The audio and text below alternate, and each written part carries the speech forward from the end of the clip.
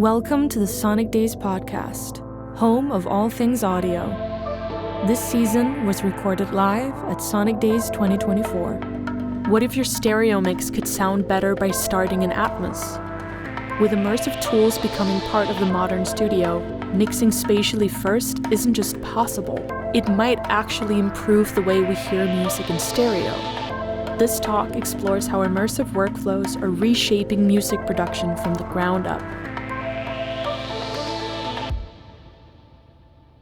So I'm David Ziegler, working for Dolby, and I'm doing this little introduction for Frank, who is one of the persons in Denmark doing the most amount of Dolby Atmos mixing and also working with other studios. He's working closely with us and tuning other Dolby Atmos rooms. And so we wanted to show here something about a kind of new workflow. So when you work in music, in Dolby Atmos, it's always the case that you still have to deliver a stereo asset.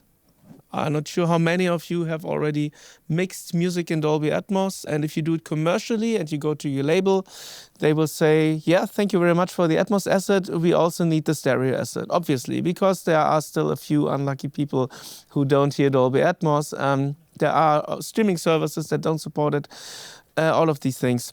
As a little side story, in post-production, in the film and movie and Netflix world, it becomes more and more common that you can only deliver the Dolby Atmos, and for example, Netflix derives the 5.1 and the stereo from that mix. So there it's more like one delivery. In the music world, the labels don't want that. They want to control the stereo asset. They want to have a dedicated stereo and not take their chance about the down mixes. So it's always a second file that you need to deliver, okay? And that will probably never change. But what we want to talk today about is making that second file with as little effort as possible by taking your Dolby Atmos mix as the basis, creating that second file, then maybe do a few adjustments, send it through a mastering chain. You might still need to do loudness war things like putting a brick wall limiter on top of it and make it 8 dB louder or something. So those are still things you have to do in the stereo world, but generally speeding up that workflow and making it more efficient. And that's what this session is about. So there is this difference between only delivering Atmos, right? That's more film, or delivering two files but creating them in an efficient manner. And that's what we're going to talk about today. And a little sidestep, why is this an innovation? Everybody in the music world comes from stereo. Basically, the music industry skipped 5.1 pretty much. There have been a few experiments, but it never took off commercially. So the majority of people that we are working with has been used to stereo since the 70s or since however long they are in this industry. For them, it's a bigger lift. In the post world, people come from 5.1, so they're kind of used to having a surround, and they're also used to having multiple deliveries. For post-production, that's normal. For music, that's a completely new thing. So that's why it took a little bit longer. And to remind you, Dolby Atmos started in movies and film and TV, and we only went into Dolby Atmos music pretty much 2019. It was introduced 2021. It really took off when Apple launched. So we are at like just 3 years into a technology with a music industry that has been doing stereo for 50 years. So to just put it in perspective. So at the moment, it is still, many people know their stereo workflows very, very, very well. And so what many people do is they work in stereo first until their product is finished. They have their stereo delivery, and then they start making their mind up, oh, how do we do Atmos now? For example, the music producer completes stereo, and then either he takes the session to a Dolby Atmos room to keep working on it, or he exports tracks and sends them to somebody like Frank. And that's daily business. It doesn't have to be a bad thing. A lot of really, really nice mixes are done this way, especially if there's a communication between the stereo producer and the Dolby Atmos mixing engineer. As long as they are on the same page, it's all good.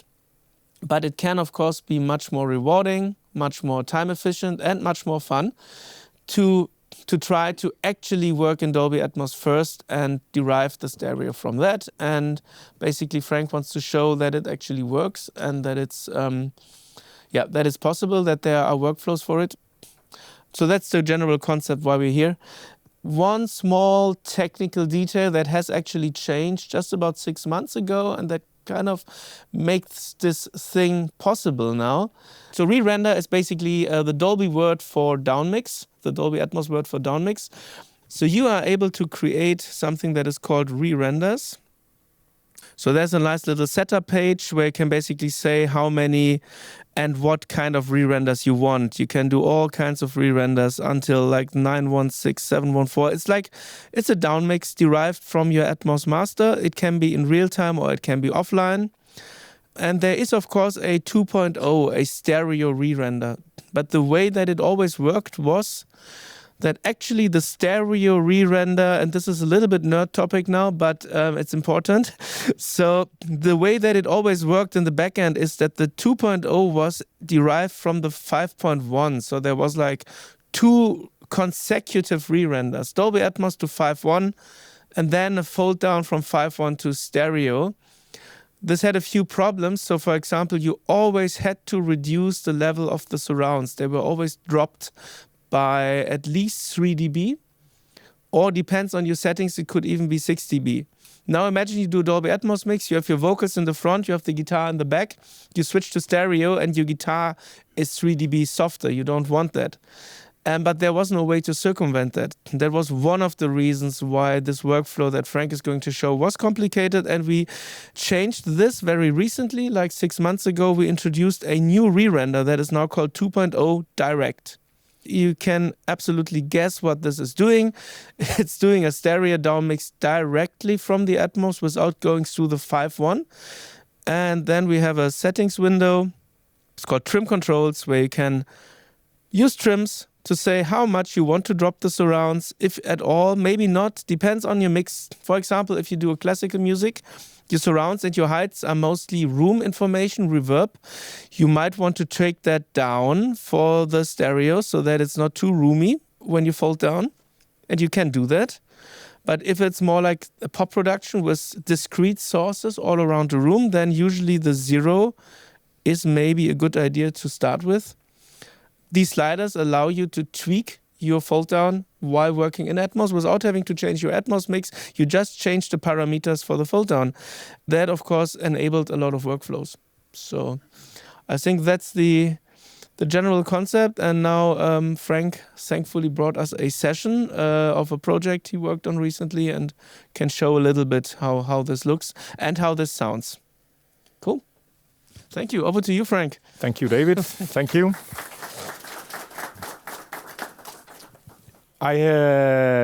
This is a song that already came out in stereo. It's a producer who's been working a little, also recording some stuff in the studio that I'm in, and I heard his things, and I just thought it's super nice and smooth. So I would like to involve myself a little in this. So he hasn't yet approved the 7.1.4. He has approved the binaural, but of course there's more to that than just the binaural. So the guys are actually listening to something that's not out there yet. If I should say a little about how I'm working, is that I'm pretty much only upmixing in an Atmos. So usually I get stems or actually I ask for stems and I ask for pre-mix stems when I ask for material. And I do that because it's really nice to have all these stereo stems and you can build upon those. And if there's things that you would like to open up, you could, for instance, if this would be, now this is programmed strings, but if it was played for real and you actually would have 12 tracks or 20 or whatever, it's really cool to open it up and actually put the sources single-wise or in different speakers, and in that way create the same mix. But then it's really nice to have a reference. And it's way easier to hear what's actually going on when you actually have it solo. So I'm asking for all these different things. I think my template of this has changed 5 or 6 times since the last 2 years or 3 years since I got on board. First, I started out mixing a lot in the bed only, and then I moved on to object bed, and then now I'm actually somewhere in between. The reason why it is so delicate about it is some people, especially in the music industry, there's some people who's really keen on seeing these green ones moving around. So they are indication of objects. And if you use the bed, then the green ones would just disappear completely. And if you sit there and you feel that you want to hear an immersive system and you see no green dots at all, you would think, but this is not immersive, if you are not used to listening to it.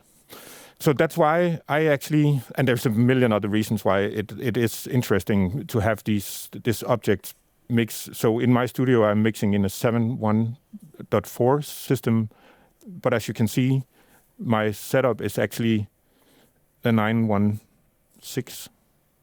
So my object bed is 9.1.6, but I'm still only listening to it in 7.1.4. But it makes it possible to make sure that the ones who actually also has the white that I have an indication of how that would sound.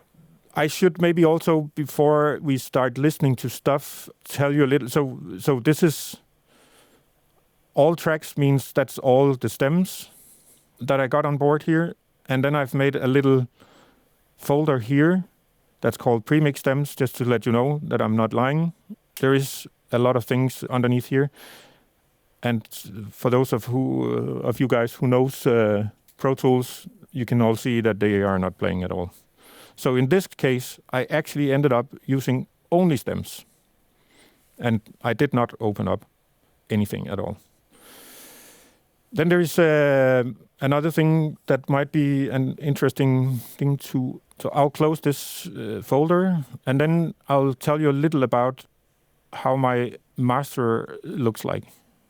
This is the beds that I'm using. This is the object bed, and this is the 7.1.2 bed, and this is another object bed.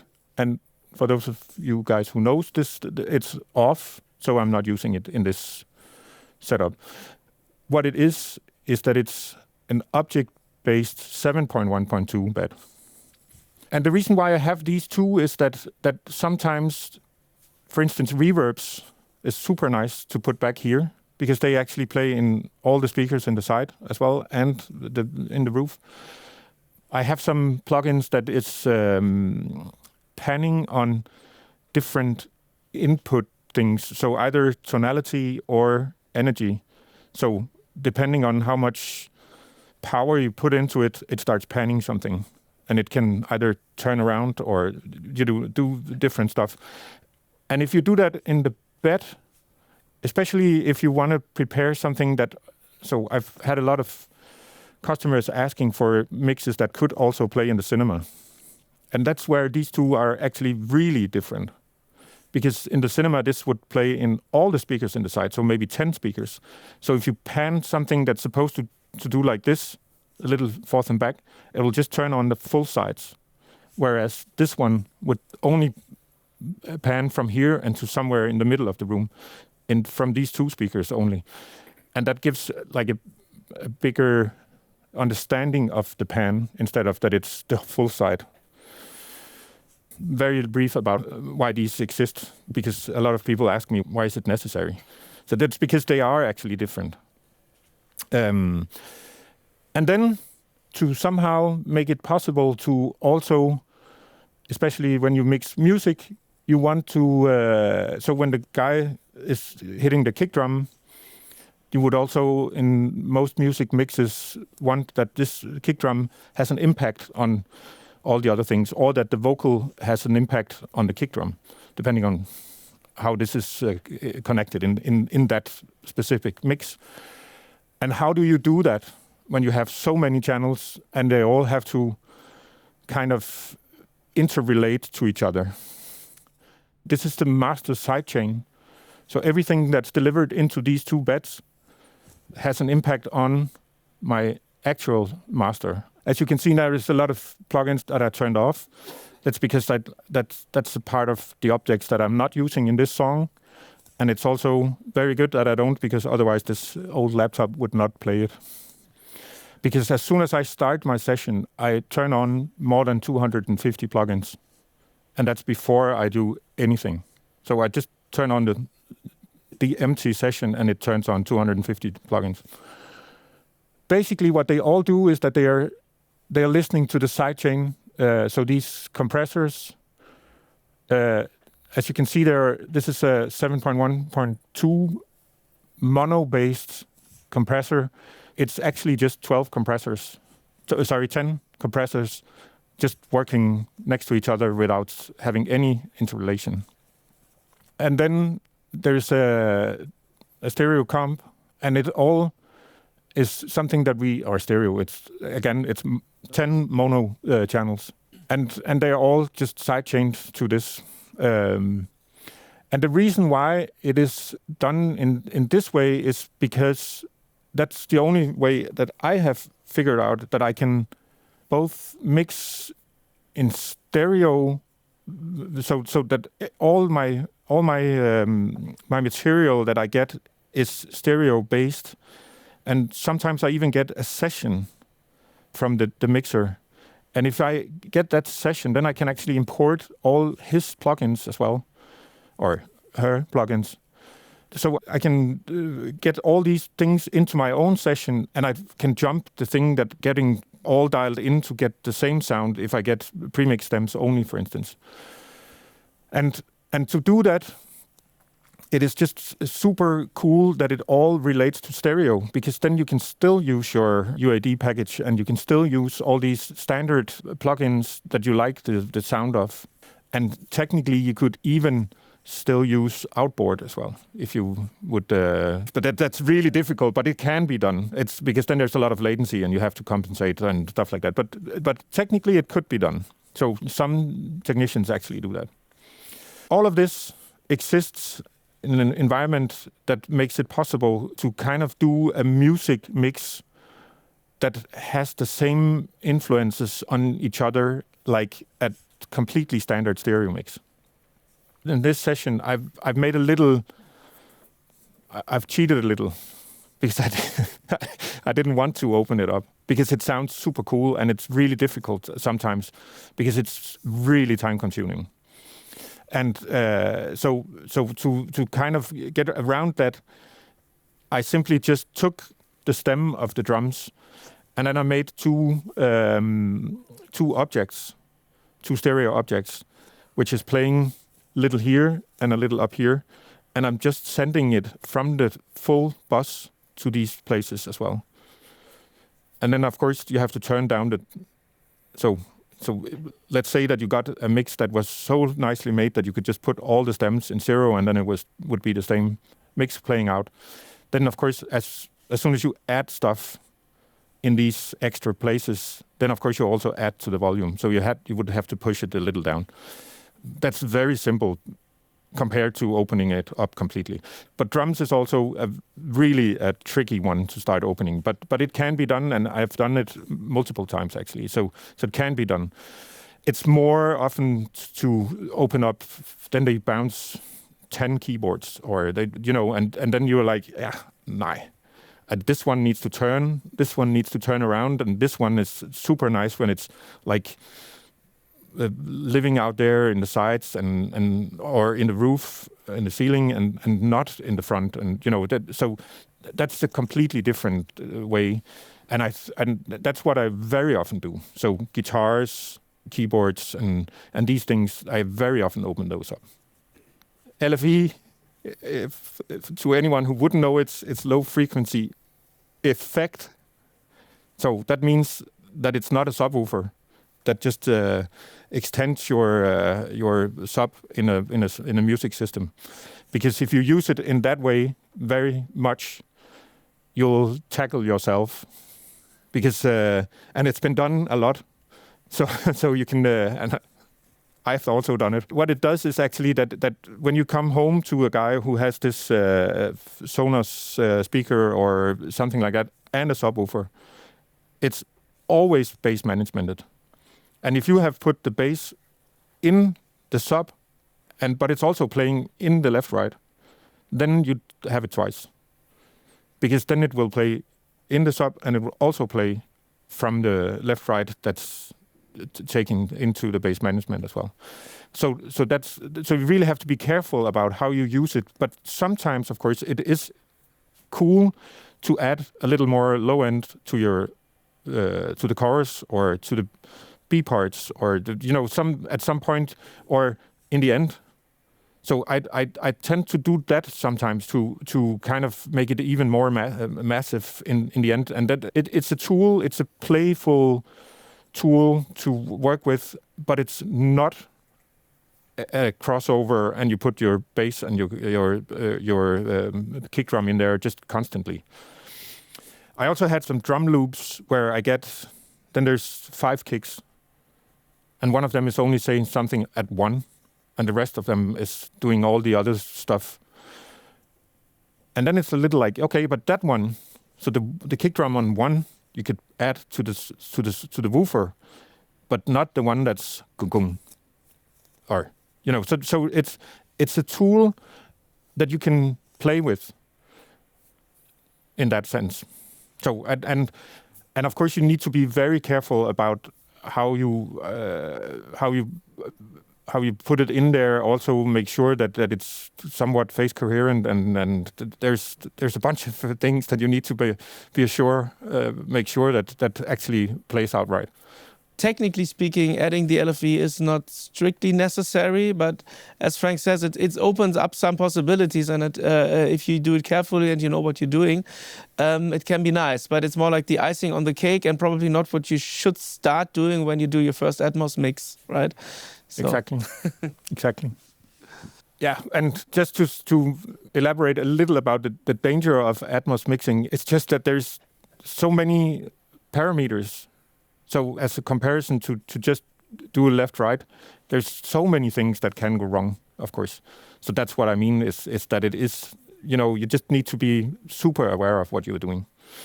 Enough talk. Let's just hear the song from one end to the other in Atmos. And then, as you can see, I have a little camera up here. This thing here is my monitor controller. And what I have done in here is that if you're looking at what it's on right now, it's a little difficult to see, but it says DAW 7.1.4. So that's obviously my Atmos mix. And the next one is the reference mix. So that's the original mix that's already out there in the streaming services. And it's mastered. And stereo direct is obviously what the renderer does as a comparison to just my Atmos mix down mixed to stereo. And I do this because it's interesting to hear what the difference, of course, is between the reference and the stereo direct. But I think, and then I can actually also have the binaural in here as well. So I can make sure that one could, if one puts headphones in this one, hear all of it at the same time. So don't play the binaural out of your stereo set. That doesn't sound nice. Okay, let's hear it, and then I'll talk from there again.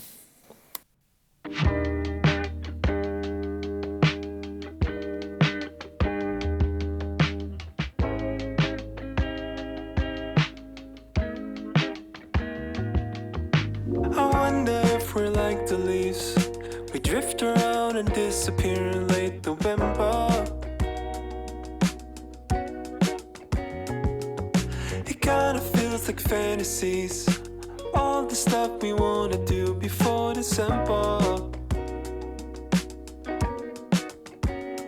Okay, so now you have an idea about what's going on, and this is not one of these mixes where it's like flying around, and it's super subtle, and it's just a few things to widen it up a little, and to make sure that you're not disturbing the listener too much, because there's actually a quite an interesting story musically and verbally going on, and that's just one of my colleagues walked into my studio very shortly after I started mixing in Atmos, and then the first thing he said, "Oh, it's really important to keep the story in this." And then it's like, oh yeah, oh that's really a good line to keep close to you when you are when you're doing these things, because don't do something just because it's possible. Do it because it makes sense to the music. So, and that's I try at least to make that a philosophy that actually complies with most of what I do, I think. So I teach here in this school as well, and of course that's what I try to teach, is that, you know, be creative, but be true to the content. So we have, of course, our kind of opinion to that. I think there's not really that much like papers or things about it, because it's art, because every single music artist, every single genre has their own things that are important for them. We had some hard dance people where everything is about the kick drum. We were just in a session an hour ago where actually the mix feedback was make it more immersive, play around even more because it fits what we wanted to do. So there is no hard line. And I think the only thing that we always care about is there have to be a communication between the artist and his producer and the Dolby Atmos mixing engineer if it's not the same person. In an ideal world, it's the same person. That's one of the reasons why Stereo Direct is so important to us, so close to our heart, because being able to do the Dolby Atmos mix and the stereo mix in the same project, this question kind of disappears because the artist just says what he wants to tell, and you don't have to retell the message. Of course, this is currently very often not possible because of logistics, because the artist wants to work in a certain environment and that might not be Atmos. I think we're getting there. Again, it's just 3 years, so give it more time. At the moment, it's currently very often two different people working on stereo and Atmos. And in that case, you need to communicate. So I think the real mistake is that artists and producers send their stuff away and don't talk to the mixing engineer. You would never do that in stereo. So stop doing that in Dolby Atmos. Please, never send your tracks to somebody and don't talk to that person. And I think that's the answer to your question, really. Okay, I hope that helps. Yeah. I've heard a few artists who's actually trying to start thinking like that. In classical world, of course, that's how they think. So stereo is just like a byproduct of some kind of an immersive, and has been for many years, as I know you know. But I think, as again, this is so new that even some of the artists that I have mixed for, they don't even hear it in Atmos. So they only hear it in binaural Atmos. And then they send the producer or the label A&R guys or whatever to come and actually approve on it.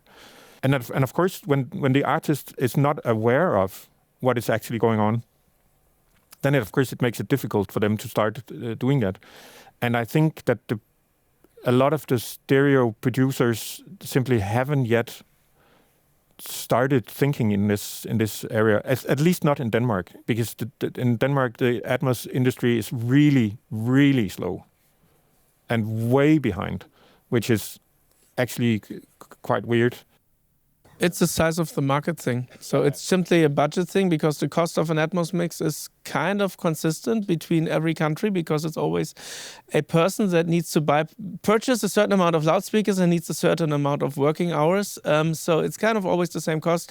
But if you do this for an artist that has a potential fan base of several 100 million, just based on the language that they are singing in and so on, and you compare that to a local artist in Denmark, obviously it's a very different market dynamics. So I think that's one of the reasons. So we clearly see that the US is the leading territory, which has about 80% of Dolby Atmos in the charts.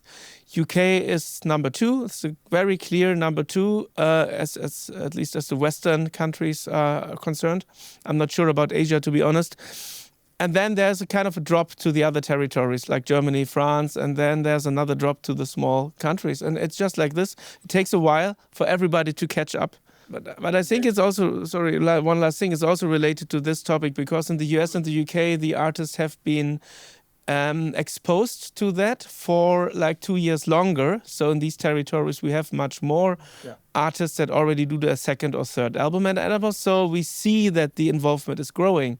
So there's a lot of hope for the smaller territories. Just takes a bit more time to catch up. Yeah, and I've often been met with the fact that, but it's too expensive.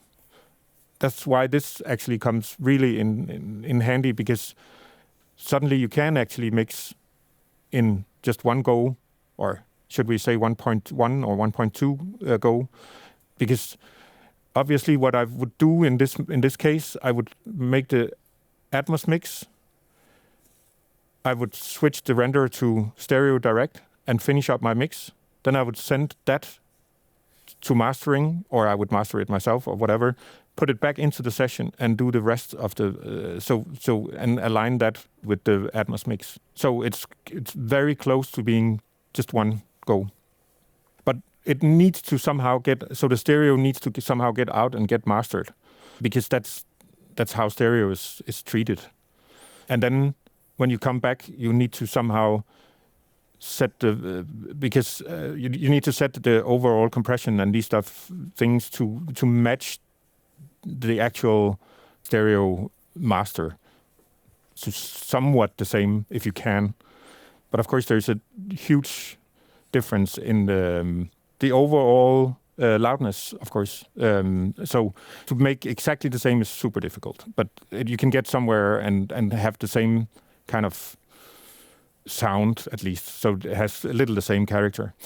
But let's just hear a little again and take a part. So I'll skip the intro and just play the beginning, and then let's hear how this actually translates. So this is the reference, and this is the renderer down mix, right? So let's try. I'll just play the stereo, and then let's hear what it says. I wonder if we're like the leaves. We drift around and disappear in late November. Okay. I wonder if we're like the leaves. We drift around and disappear in late November.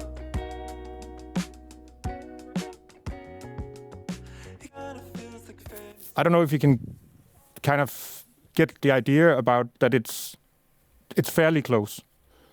And I would actually say that if I got that stereo file, I would also be able to do the reference in a mastering session. That would not be a problem at all. So I think that it's coming so close, and the same things that works in a stereo mix, of course, also works in an Atmos mix. So if you have something that you put in the sides or whatever, and you feel that you want to do like a stereo widening or something like that, these things, they also work here. So even if you put them in just the sides or in the ceiling or whatever, and you take one of these widening plugins or all these things, phasers and stuff like that, it all comes down and actually translates quite well down to stereo. I still haven't run into a problematic way of that down mix where I could say, okay, no, that's why this doesn't work. Basically, it translates quite well, I would say. And as you can see, all the plugins, for instance, the strings, there's one of these guys. So it's a stereo enhancer, and things like tape saturation in stereo and whatever, all these things, it's all there. It's just standard stereo plugins, but it still plays out in Atmos, and it falls down quite easily in stereo. And of course, when I mix in Atmos, I've used this feature over here all the time. So constantly making sure that all these things. So basically, what I do is 7.1.4 stereo and a binaural stereo as well, that I'm constantly aware of, that needs to work out, all of them. And of course, I tend to use the stereo direct mostly as a reference towards their stereo reference, so that I can constantly follow, does this pack the same way as their mix does? One of the details that I promised to elaborate a little about was this drum objects, so these two here.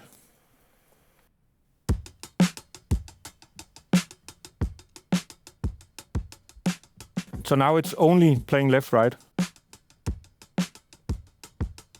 And then I add a little up here and a little in the sides.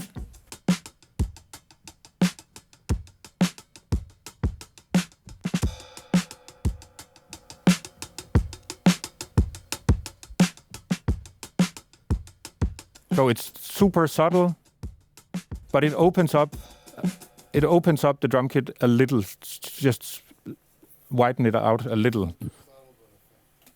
Basically what I try to do, and it really depends on what kind of music it is, but in this case it's very centered. So I try to put it in the center, but I also had I had some artists coming down to the studio and sitting then in the center, totally in the sweet spot, and thinking, whoa, this is intense. Yeah, this is really intense. So I tried actually, and I do that a lot actually, to put widen it a little out and put it also subtle in left, right. So, but it's definitely center pointing, and then opens up a little to the sides. And sometimes, especially if it has to sit in like I'll call it a Dua Lipa mix kind of. So if it's a pop thing, it can be a little difficult to actually make it sit tight in the mix. So then I actually do it left, right. So then, but I really like this combination of center and then adding some left, right on it, because it really makes the impact on the vocal super intense. You want to hear the percussion moving forth and back in the sides? In the full mix, what it actually does is that it just subtly moves just slightly, and it makes it a little dancing somehow. And that was at least what my intention was with it, to make that somehow into like a little groove that would make the music kind of be a little moving, even though it's not. Super tight and clean front, and then this little thingy walking forth and back in the sides really felt right. Yeah, I have mixed a live track with Lucas Graham, and I have done a couple of smaller acoustic sets as well. That's in Apple Home Music, whatever, something like that. Apple Home Sessions. Yeah, and all of that is created in Atmos. Then I've done the full mix in Atmos, and then I switched into the stereo down mix, and then I've finished it there. So let's say I spent 7 hours on mixing in Atmos, then I do 20 minutes of mixing in stereo, and I send that off and get it approved by the management and the label. I get it back. This and this and this has to be done, or whatever, or we're just happy, or whatever it has been. And then I'll do a little mastering on it, or I'll send it out for mastering. And then I put it back in, and then I'll finish my Atmos mix so that I'm sure that the character of what the stereo does also complies with the Atmos mix. But that's another 20 minutes. All the creativity is done in Atmos. So none of it is done in stereo, actually. It's just balancing things out. And it's so much more fun to mix in Atmos. Yeah, and I do distract myself a lot. So I do push this button sometimes just to make sure where I am, make sure that it translates somewhat okay. But I definitely work here. Working in Atmos and checking also in binaural a lot. 90-something% would listen to this in binaural anyways. Or some kind of a binaural, or some kind of a mixed down setup. So it has to comply with that as well. I think that's pretty much it. You're welcome.